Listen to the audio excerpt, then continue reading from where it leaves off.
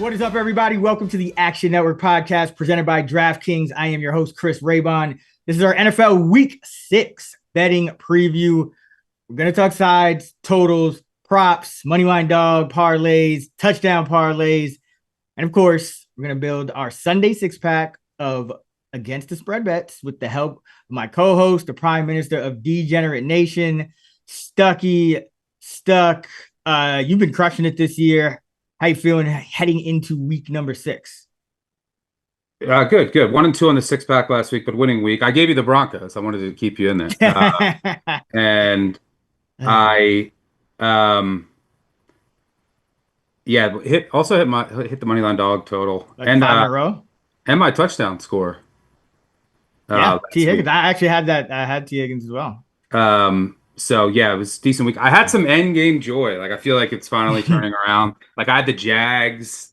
I had the Panthers, although they were clearly the right side, but the Broncos. So like some final, I mean, it's been like a year and a half where none of that has happened. And so I had a bunch of games. Obviously lost the Baker end game, but that's just betting against Baker, I guess. But yeah, the it was a good week, but who cares? We're on to this week, I guess. But before we get to Thursday night football, Eagles Giants. I did play the Giants small at 7.5.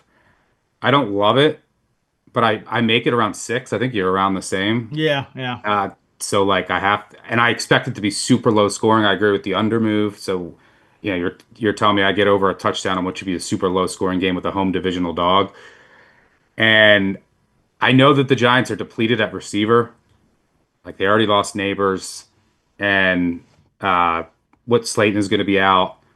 So I mean, I assume they're just going to go. It looks like they're going to be healthier in the backfield with Taylor. I assume they're just Crazy. going to go run heavy, and you can run on the Eagles this year. And Carter might not play, which is massive. And they're going to go run heavy, throw to their backs, throw to their tight ends, use darts, legs, and you can run on this Eagles defense with quarterbacks a bit and just ugly this game up. And on the other side of the ball, like I just don't trust this Eagles team to get margin. And and this Giants defensive line could dominate this game, especially considering this Eagles offensive line is just not the same. It's why Barkley can't get going on the ground, which is important because the Giants can't defend the run. And they're not healthy. Dickerson will miss. It's not the same interior. So this Giants defensive line could really cause some damage. But really just taking a number and what I expect to be a lower scoring game. I'm curious to see if the Giants decide to play more zone. They're playing like cover one about 40% of the time, one of the highest rates in the league. Hurts versus man coverage has been pretty good this year. 52% success rate, point 0.4 EPA per play, both around seventh in the league. Against zone, he's been, I mean, abysmal. 30th in the league, a 37% success rate, minus zero point 0.2 EPA per play. So curious to see what they do there. But and this will be a super slow pace game. I mean, the Eagles are snapping it with less than 5 seconds on the play clock on over 70% of their plays. That's the highest rate by eons that we've seen in the last 5 years. Giants aren't fast paced, so this will be a slow paced game too. So yeah, I took the dog. Even at current, I would still lean under. Yeah. This thing has like, I don't know, 17-13 written all over it. Yeah. The only real wild card is Dart. He's still a little tough to handicap. Like I unfortunately didn't listen to you and took the Giants money line last week. Felt good about it for like a quarter, but Yeah, he he's could such turn a it over here, which is concerning. he could also like break out. We just don't like it's kind of he's one of those guys that he's flashed enough to like say, okay, he might just have a breakout game, but he also could be, horrible with the turnovers. But And like the that's Giants not having receivers could help them because, like, I mean, that sounds weird to say, but even with Slayton, they weren't going to win with their receivers against the Eagles' corners. And it just might make them go more conservative, feature more of the backs, the QB run game, the tight ends, other places where they might have some advantages. Although that's not easy against the Fangio defense, and it's a young quarterback against the Fangio defense on a short week, which isn't ideal. But just this Eagles offense, they go into it's like there's one half every week where they do nothing. Like it doesn't matter who they play. they'll have a half where they go scoreless with like 40 yards, and there's just no rhythm to this offense. I hate the play calling. So It's yeah, been bad. Yeah, we had what, one design run in the second half last week or something like that. It was I mean just Barkley only touched the absurd. like you want to run on the Broncos, and they just didn't run it at all. So yeah, I don't get what they're doing. So like this team laying over a touchdown on the road with some offensive line injuries against a defensive line that can dominate the game. Yeah, I took a small, very small, because I hate Thursday night football, but I did play the Giants lean under. Yeah, I think I haven't taken it yet. I probably will just take both because I, even if the Giants don't If the Giants get cover blown out, Eagles somehow, just sit on it. yeah, exactly. Like nothing's gonna happen in the second half. Great game for a live under anytime. Like if the Eagles, anytime anyone scores, I'll just take an under in that game because yeah, especially if it's the Eagles because if they're up, it's. I don't know if the Giants can do anything about it, but Yeah, they're not going to play from way behind. yeah, Jackson Dart's probably their best receiver. They should just put Russell Wilson back and use Dart as like a running back or so. I don't even know. Like Wandale's in It's the going to be slot. He's not going to get any Bellinger and Theo catches. Johnson. They're going to get what, like 15 targets. It's not looking great. Not looking great. But let's jump into the Sunday six pack presented by DraftKings. 1912 is the score. You're up, Stuck. For anyone new to the show, 2 points for our first two picks, a point for our third, a point for our total in the next segment. And if you sweep all of them, you also get a bonus point. Stuck, you're up first. Where are you going for week number 6? All right, with my first pick of the week 6 Sunday six pack, I am going with the San Francisco 49ers +3 at the Tampa Bay Bucks. I am ready to get hurt again by Baker Mayfield. Although the one time I faded him as a favorite of a field goal or more this year, I did cover with the Jets at home. The Bucks have been one of the luckiest teams in the NFL. The 49ers, in fairness, are up there in the luck rankings as well. But the Bucks are 4-1. Guess how many times they would have covered this number? 0. So there's a disconnect between how good people think this Bucks team is because of how clutch Baker Mayfield has been and how he looks in the last minute or two. But they've yet to win a game by more than 3 points, and it's you know like in order to win by margin here, you're gonna have to do more than rely on Baker magic at the end of the game.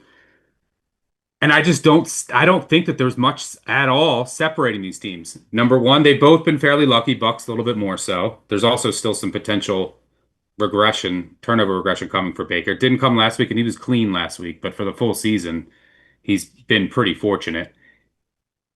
Both of these teams have injuries. 49ers have some injuries on the defensive side of the ball. I assume Mac Jones is going to play. He's been fine. He's like top 5 in success rate. He's taking way fewer sacks and way fewer pressures and holding onto the ball way less than Brock Purdy and just getting rid of it quick, which is what you want to do against this Bucks defense. And I mean, the Bucks are beat up in the secondary. The Bucks are beat up on the offensive line, in the backfield, at wide receiver. And I get Mayfield has been amazing, but they've been uber reliant on explosive plays, which is not the most consistent formula to rely on moving forward. I mean, how many times are you going to keep getting 3rd and 18 touchdowns and 3rd and 15 conversions? And you're going to play a lot. You're going to play the 49ers, who are good against the run, and they're going to play a lot of zone coverage on the back end, prevent the explosive play, make the Bucks work it down the field with an offense that isn't at 100% health. So, yeah, you're going to give me a field goal here. 49ers extra preparation for Shanahan, which is important while the Bucks are coming across the country again. And this Bucks defense right now, with all the injuries, is just dreadful. I mean, what did the Seahawks average? 8 yards per play last week? They basically won that game because they won the turnover battle 2-0. They could not get a stop. So yeah, I'm going to take the 49ers catching 3. I mean, if you look, the Bucks are one of the if you just go by DVOA, they're one of the worst 4-1 teams of all time. I think they're 18th in DVOA, and 49ers are 16th. So yeah, I don't think that this should be at a field goal. I don't think that there's almost anything separating these teams, even with Mac Jones at quarterback and the Bucks home field, especially with extra rest for San Francisco is certainly not worth 3 points. So I'll take the field goal. Give me the 49ers. Yeah, Kyle Shanahan's getting back in his bag a little bit. I think the Rams, uh, that game was kind of a good tune-up for him because just for whatever reason the Niners can't really run this year, and Yeah, so which neutralizes the strength of Tampa, which stops the run, and they have not been reliant on the running game. Plus, they could get Pearsall and Johnson back. Pearsall and Jennings? Jennings, yeah, Do you have any thoughts they there? I think that helps a lot because right now, Kyle Shanahan is just willing this team to success by essentially using Christian McCaffrey as his number one receiver. Like he's just putting him in the slot. He's coming out in weird formations and just, he's doing a lot more than he ever did, I think, pre-snap. And this is with a backup quarterback last week. So yeah, I was going to go quarterback he originally wanted though. You're right. Now you're making me think about a moneyline dog. I might have to pivot again. But that's the story for a few segments from now. Have you heard anything on Pearsall or Jennings? It sounds like they were going to be back, but they also said Purdy was going to be back. It was kind of one of those things where we're going to hold him out for the Thursday game and have him back after the bye. I doubt it a little. Like my fear is with this game, and I think this was your first pick, so I couldn't have taken it from you. But my fear is that we're sitting here, we don't have a practice report, and next thing you know, it's like Mac Jones. All these guys are out again, and he just turns back into Mac Jones. And this Bucs team doesn't need any more like luck than to face the 49ers B squad. But I think I got a Super Bowl ticket on the Niners, very high in them. So as long as somebody plays, I like it because you just gotta do enough to. Emeka Ibuka is going to do something ridiculous. Like, did the Bucs just find another Hall of Fame receiver? Like, it's like Mike Evans, and now we're going to take another guy in the first round, and boom, he's unbelievable. But yeah, I agree with your pick. All right, for my first pick and the second overall of the Week 6 Sunday 6-pack, I'm going with the New York Football Jets. Ugh. Plus 7.5. It is disgusting. They are winless. They're still unlucky. They've still been unlucky. I don't know the last time I've said this about the Jets, but they're not as bad as they look. And usually they're a lot worse than they look. But they're top 5 in net success rate somehow. It has just been a comedy of errors. You got your quarterback knocked out at one point.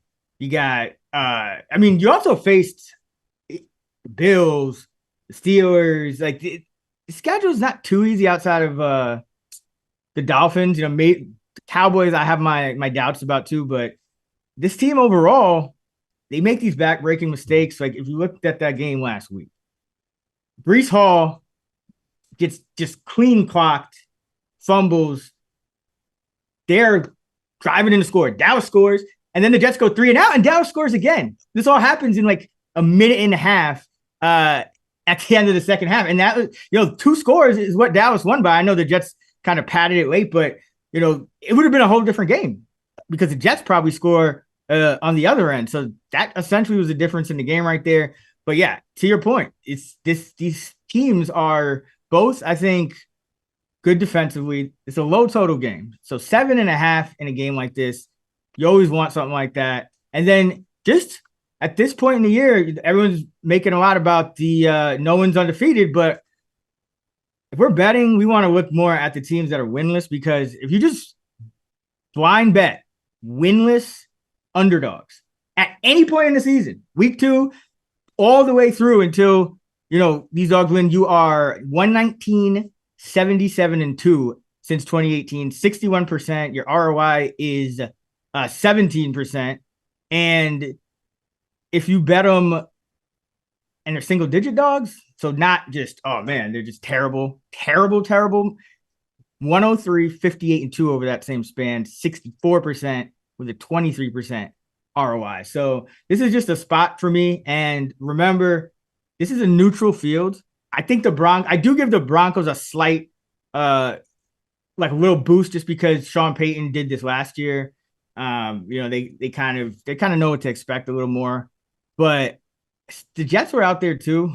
Just different situation, different coaching staff or whatever. But overall, good defenses. Jets been very unlucky. I think their numbers, what are they? 32? Are they dead last in the luck rank? Yeah, they They should have beat the are. Dolphins. They should have beat the Yeah, Steelers. and then I look at this matchup. Sauce Gardner on Cortland Sutton. That should be successful. Broncos can do the same thing, but Justin, our guy Nick Giffen actually pointed out to me that Fields has played really well against man coverage, and the Broncos, they've been playing a ton of man this year. They're top 3 in man coverage rate. Now that's something that you could always adjust, and Sean, and the team in They general did that likes to break last week against Philly. Yeah, They went all zone second half. yeah. But that makes me wonder if they go, if they don't do that again. But either way, I think this Jet team is just has been very unlucky. The penalties, the Jets have just been called for back-breaking penalties. They're among the top of the league in penalty yardage and penalties called against. So neutral field, you're talking about the Broncos now are a full 8 points essentially better than the Jets on a neutral field. I can't get there. Bo Nix is a little Fields like at times. He's just his negative plays just don't end in his sacks as much because he can get the ball out quicker. But he has these just inexplicable moments where it just doesn't look good and the ball's going out of bounds and he's running, but he's not getting anywhere. So I just think this line is way too inflated. Love the spot for the Jets. Winless dogs. Something I'm gonna bet on every week. Yeah, well, I mean, I tried to win this dog last week. Well, technically, it won't even fit in that data set because I bet them +3. They close -1.5 and get blown out. There's, oh my God, I might join you on the surface. It's a good buy low, sell high spot. Broncos off the win against Philly. Jets are winless, get blown out at home, neutral field, lower scoring game.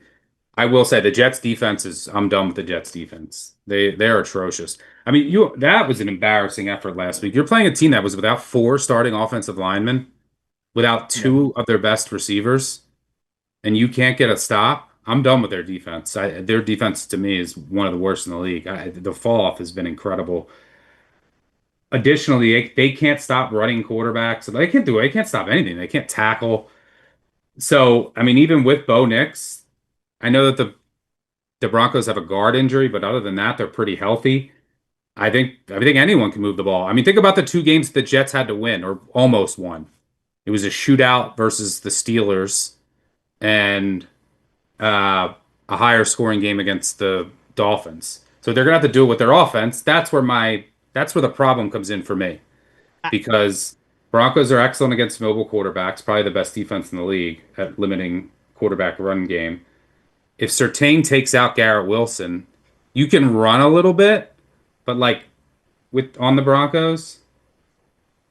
But I mean, what other recourse do the Jets have?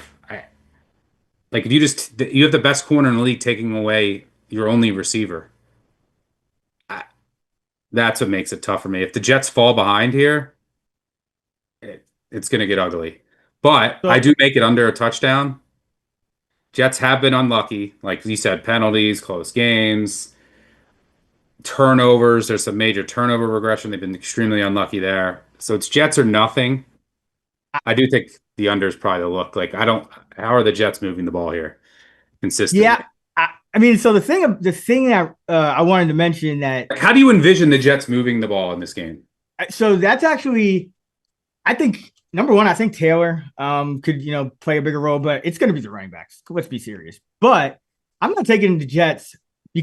I actually said to Nick, I saed never when you back the number one, the only rule about backing Justin Fields or a Justin Fields quarterback team is never convince yourself that you're going to win the bet because of Justin Fields, because you're not. I actually think the Jet defense is a little bit underrated. How? Right now, what do they do well? They don't do anything good. Well, I mean, they've had injuries, and I mean, we'll see what happens with Johnson's still iffy, so it still could be bad. But all that being said, I mean, they are fifth on in the success rate. season. They're fifth They're in defensive success 29th. rate. They just have 0 turnovers. We know turnovers will regress. And Bo Nix, when you talk about like the Broncos are one of those teams that they could just have those inexplicable turnovers with Bo Nix. And Sean Payton could just make stupid calls. And then every week, win or lose, Sean Payton's like, yeah, I made a bad call right there. So I just think this is like, you're telling me the Broncos are 8 points better on a neutral field. Like this is a team that was just kind of floating around, like 500 heading into last week, and then they beat the Eagles, who are ridiculously overrated. Like the Eagles' offense is not too much better than the Jets. The Jets' offense is probably better than the Eagles at this point in terms of actual production. Maybe not talent. Look, the Jets are top 10 in success rate on offensive defense. Yeah, like I can't ignore that. And then like turnovers regress. Like the Jets have 0. They're only team in the league, only defense in the league with 0 turnovers. So yeah, this is a play that I have to make. It's just how I bet. It's in my veins, man. I can't. I mean, same. But it's ugly. Hold your the nose matchup. Because I also have to take into account the matchup, and like I'm just trying to figure out how the Jets are going to move the ball because their roster is constructed so poorly. They just have one receiver, and then you're going up against Surtain, and you now have basically one back in Breece Hall, and you're playing a team that can defend the quarterback run with all of its speed as well as anybody. And they're probably going to go more zone here because of that. And I mean, obviously, every team is going to mix it up, but I would assume more of a zone heavy split than they usually do. And then you have Jermaine Johnson, Quinton Williams is banged up. The linebackers on the Jets right now are so bad. Is Michael Carter going to play? We'll see. But the secondary besides Sauce to me is bad. I don't know, but I agree. At 7.5, it's Jets or nothing. All right, for my second, Ted Nine last year. Yeah, but yeah.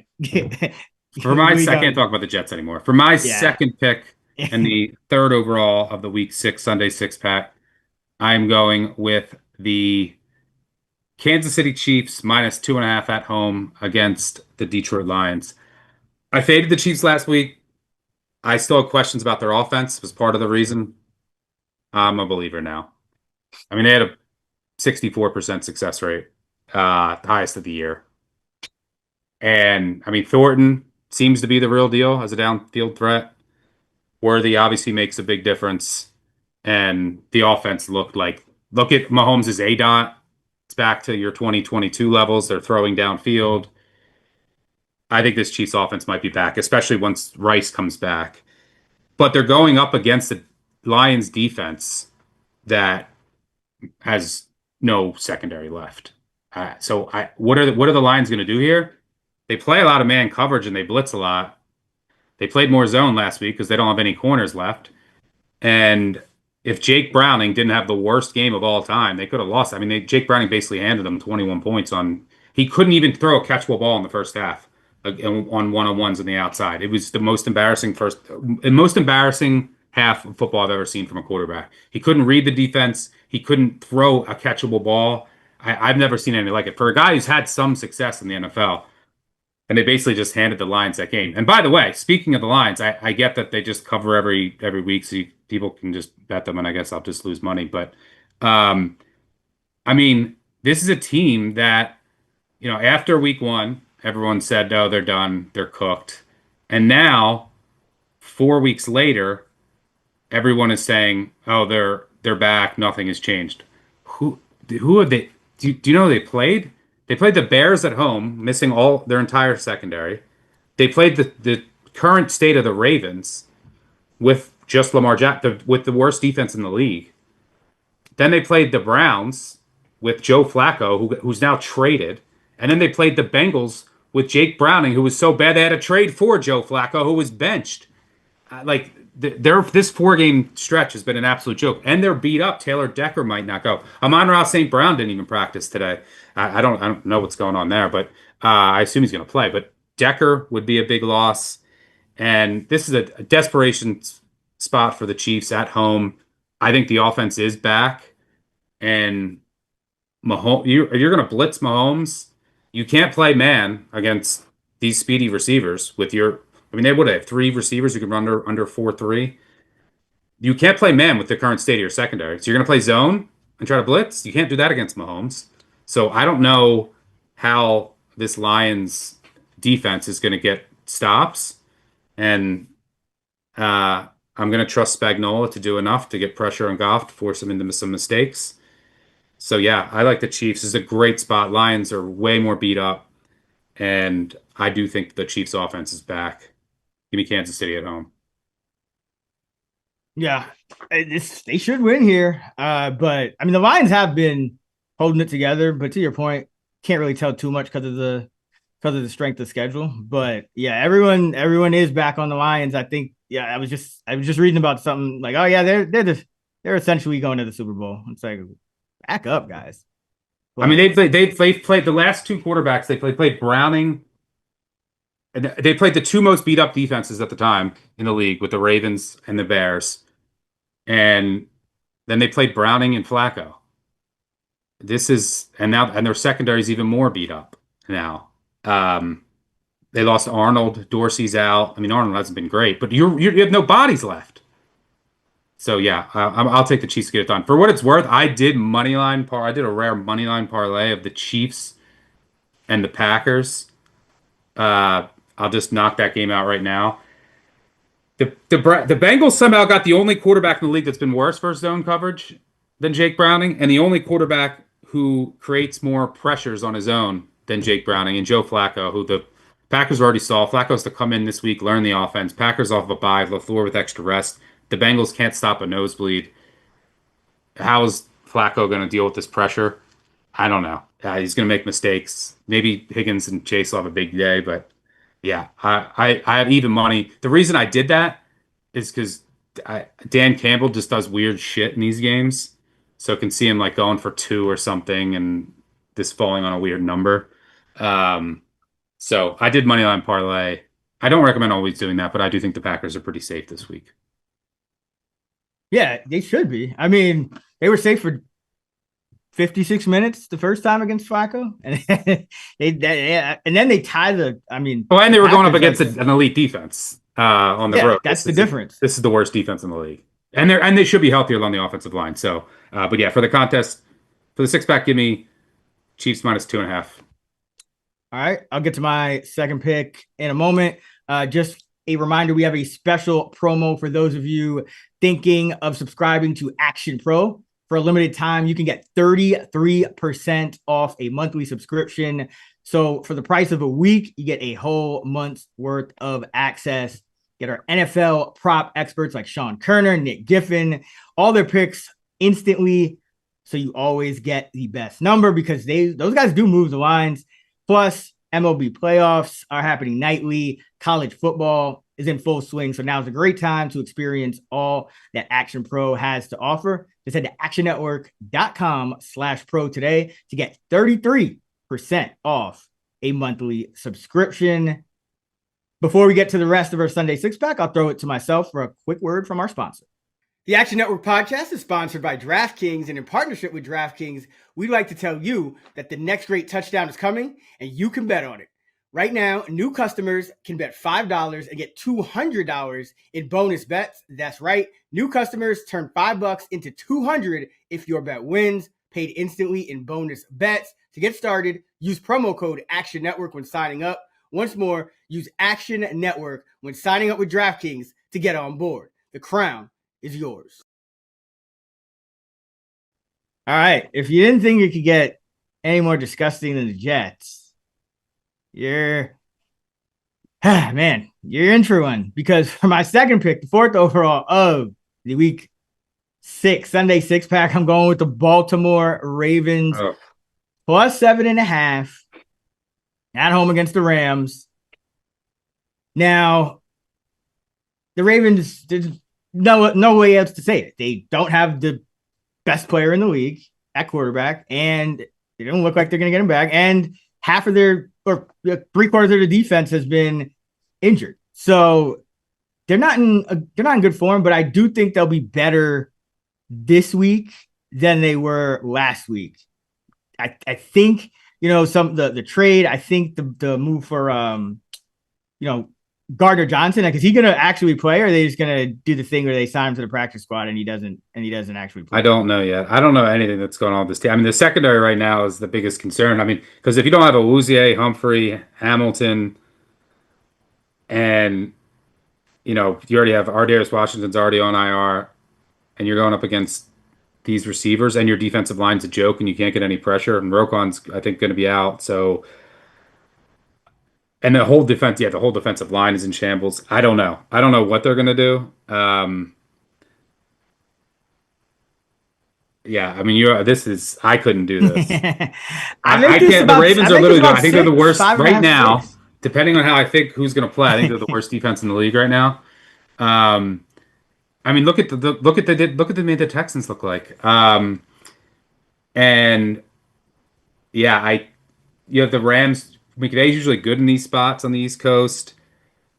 They have extra rest. This is I mean, this how, line is ridiculous. I think this line is I mean, ridiculous. I'm a slightly under 7, but I don't have full confidence in like number one, who's all going to play, how to value all these cluster injuries on the defensive side of the ball. Lamar might be worth even more than I thought compared to Rush because the whole offense has to change, which is another thing.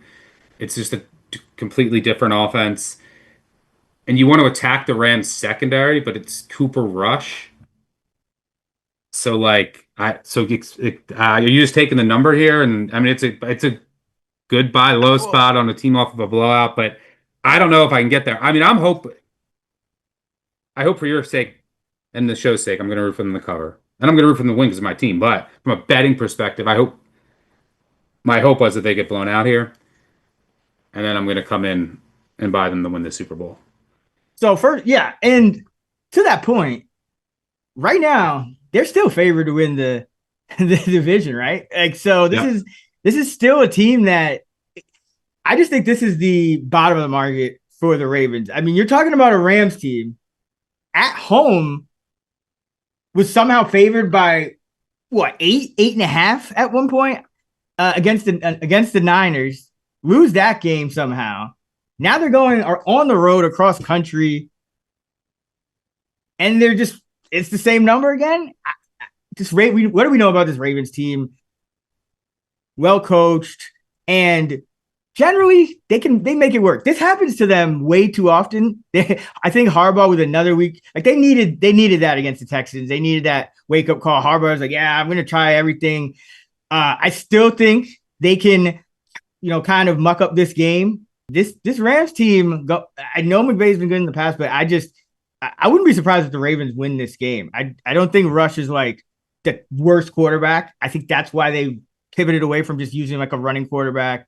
Probably elevate Huntley again. So if it does get bad, I think we do get Huntley. So I just think this week defense going to be better, more time to prepare, recommit to just a power run game, shorten the game, and yeah, I think the Ravens are a live dog here. But where are you going for your third? Yeah, but for the Ravens Super Bowl, after the Rams, they get a bye, then they'll get healthier, get Lamar back. I think the one thing you mentioned with the plus 7.5, there is an outside chance Lamar plays. I don't think he is, and he didn't practice today, but you never know. After the bye, they go Bears, Dolphins, Vikings, Browns, Jets, Bengals, Steelers, Bengals, Pats. They could rattle off like they could be like 1-5, then 10-5 before you know it, and then be back to like being the Super Bowl favorite. So I'll be looking. Maybe I'll throw like a tiny bit of money on the Ravens win the Super Bowl this week. I don't know. They're probably like 6, Yeah, 7, because 8. Just in case they do, win. yeah, Then, exactly. That would ruin and it. then if they lose, come back with a bigger position. Right. Yeah. All right. For my third pick in the 5th overall, the Week 6 Sunday 6-pack, I'm going with the Seattle Seahawks plus 1.5 at the Jacksonville Jaguars. I love this Jags team. Been betting them all year, but I think this is the time to fade them. You want to talk about turnover regression? It's coming for the Jags. Their defense can't keep getting pick sixes and 4 takeaways every single week. They lead the entire league by a wide margin in EPA off of turnovers. The offense also has some injuries along the offensive line. Brenton Strange, I think, is a very underrated loss. He went on IR. Short week off a huge emotional win. And Seattle's defense, I think, should be healthier. That's what burned them against Baker. That's another reason why this Bucks team, if you look last week, Seattle went in. I played the Seahawks -2.5 last week.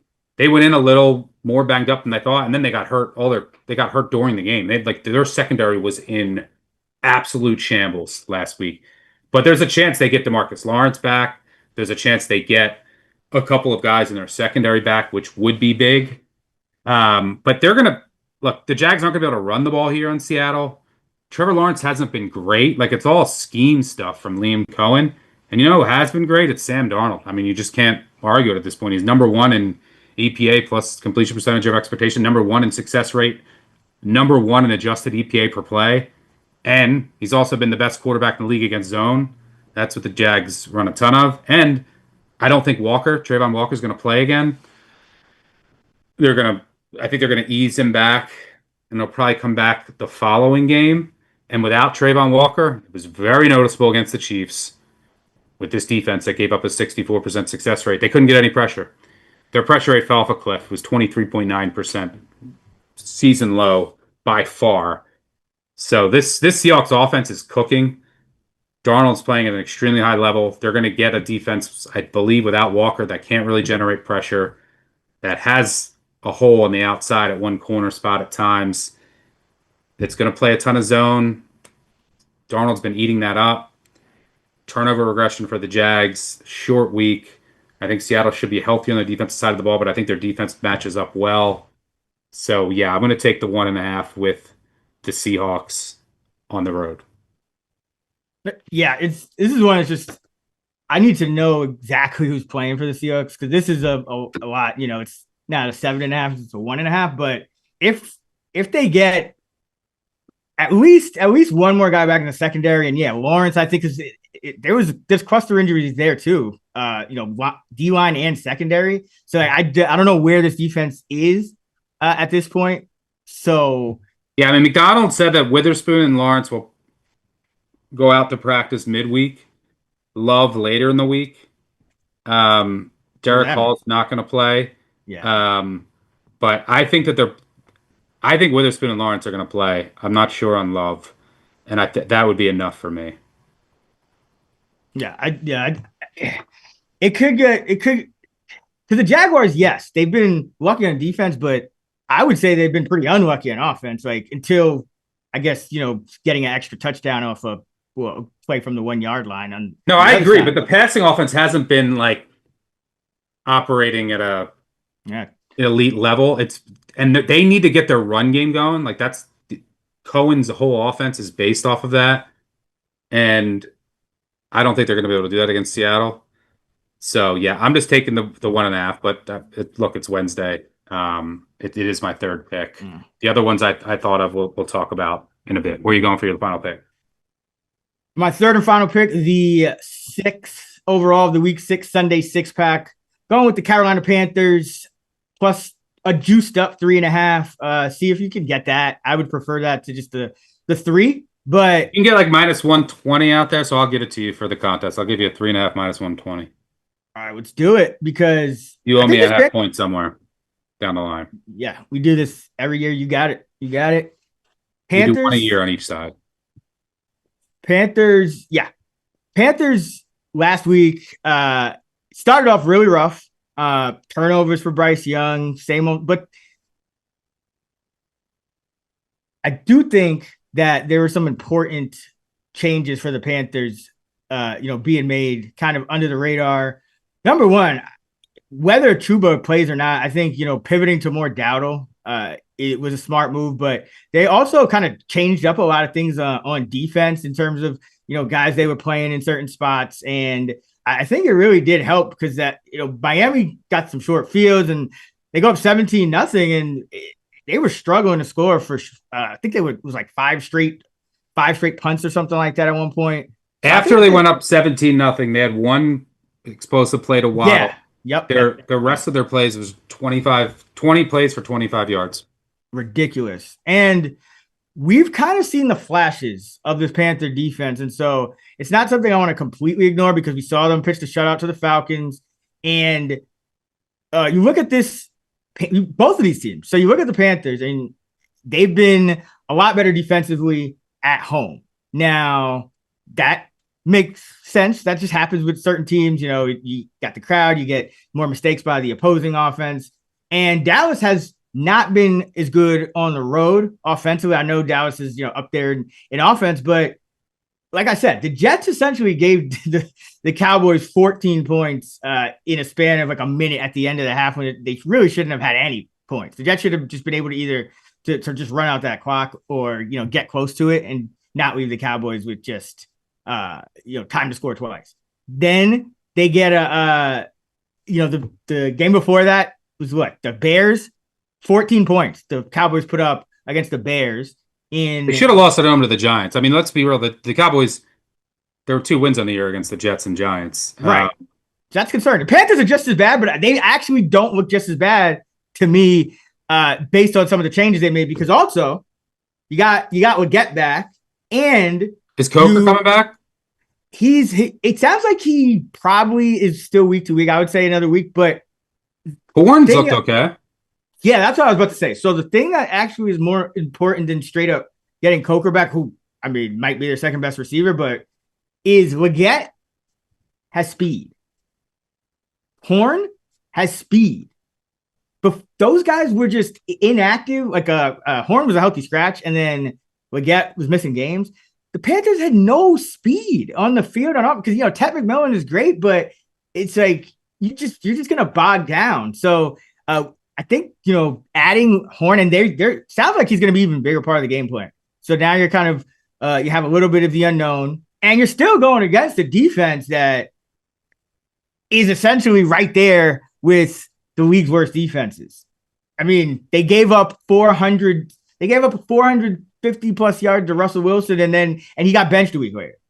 This is not a defense that's good just because, they forced a fumble on Breece Hall, and the Jets just got down on themselves and had a meltdown. So I think this Dallas team, they'll struggle defensively. I don't think you're getting Lamb and Turpin back this week. Javonte Williams playing a little bit above his head, especially now that the offensive line injuries are adding up. I mean, there was a angle last week where he just ended up breaking off a huge run. So I think there's just too much regression coming for this Cowboy team. And the Panthers have made subtle improvements on both sides of the ball. They've been much better at home. So give me Carolina here as a home dog. I think this is just another spot where it's just probably 2 bad teams. And I think the Panthers are getting too much disrespect. Yeah, I took +3, +100 at draft because I took some +3.5 too. So I agree with you. Here I make this closer to 2, and that's on some uncertainty with the Cowboys, with all their injuries at wide receiver along the offensive line. But it's a bad defense. It should be a back and forth game. So I mean, taking the home dog with a field goal or better, I think makes sense. I will say Dak's playing at a super high level. Clayton Adams has been a huge get. The Cardinals' run game is cratered. I know they've had injuries, and I mean the Cowboys' run game ranks #1 in rush success rate. So we might have disrespected Schottenheimer in this rushing attack. Maybe it's all Clayton Adams a bit too much in the offseason. And Dak, I just can't stress enough how well he's playing given the circumstances. But yeah, I think you got to take the Panthers here at 3 or better. There's some good there, and even with Dak, I mean, like you said, strength of schedule, but there are some kind of odd things when you look at like Dak's numbers. Like his yards per attempt is just league average 7. Like you would expect for all that it to be much better. And then look at the Panthers, and all of a sudden they're #3 in defensive success rate, which I was very surprised looking at and seeing on that list. There it goes Denver, Detroit, and then and Panthers. So I think I get the yards per attempt, but remember Lamb's been hurt, and he didn't have Turpin last week. They got rid of the ball a lot quicker with some of the offensive line injuries. That offensive performance last week was super impressive. You don't go on the road with 4 offensive linemen, your 2 best receivers, with a not so talented running back room, and get the win like that unless you're playing at a high level. But no, I agree. This game should be back and forth, so take the points. So who do we got as quarterbacks? I got Cooper Rush, I got Bryce Young, and I got Justin Fields. Can't do any worse than that.